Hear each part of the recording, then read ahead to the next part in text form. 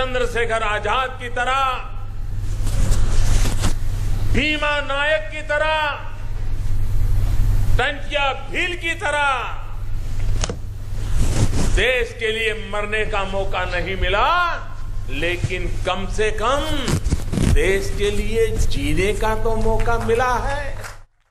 टंट्या भील आज़ादी की ओर ले जाने वाला एक ऐसा जननायक जिसके जीवन से हमें प्रेरणा लेना है देश के लिए जीने की।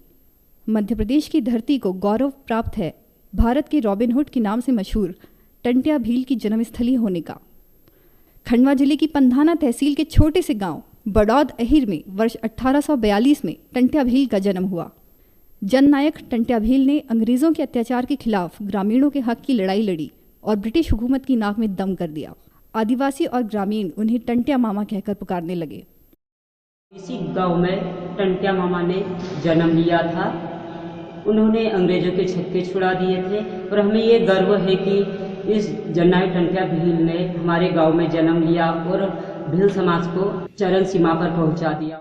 गुरिल्ला युद्ध के महारथी टंट्या भील ने 15 साल तक अंग्रेज़ों के विरुद्ध अभियान चलाया। वे इतने चालाक थे कि उन्हें पकड़ने में अंग्रेज़ों को 7 साल लग गए। बाद में वर्ष 1889 में उन्हें राजद्रोह के आरोप में गिरफ्तार किया गया और जबलपुर जेल में फांसी दे दी गई। अमर शहीद की इस कुर्बानी ने ब्रिटिश हुकूमत के खिलाफ देश भर में एक बिगुल बजा दिया। आज भी उनके परिजन और ग्रामीण टंट्या भील को गौरव के साथ याद करते हैं। मैं बड़ौदा गांव में रहती हूँ। मैं टंट्या मामा के वंश हूँ और हमको टंट्या मामा के कारण हमको सब जानते हैं और मान सम्मान देते हैं। टंट्या मामा ने जो आज हमारे समाज के लिए किया है और इस देश के लिए किया है, हमें पूरे समाज को बहुत ज्यादा गर्व है उन पर और हम बहुत ज्यादा सम्मानित महसूस करते हैं अपने आप को उनके नाम के कारण और हमारे समाज में बहुत ज्यादा सम्मान आया है उनके कारण। टंट्या मामा ने जो देश की आजादी में अपना योगदान दिया अस्मरणीय है वो। आदिवासी समुदाय में टंट्या भील महज स्वतंत्रता सेनानी नहीं बल्कि देवता के रूप में पूजे जाते हैं। इंदौर के करीब पाताल पानी में उनका एक मंदिर भी है।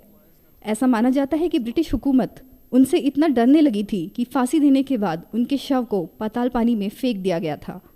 मध्य प्रदेश सरकार द्वारा जननायक टंट्या भील के नाम से राज्य स्तरीय पुरस्कार भी दिया जाता है।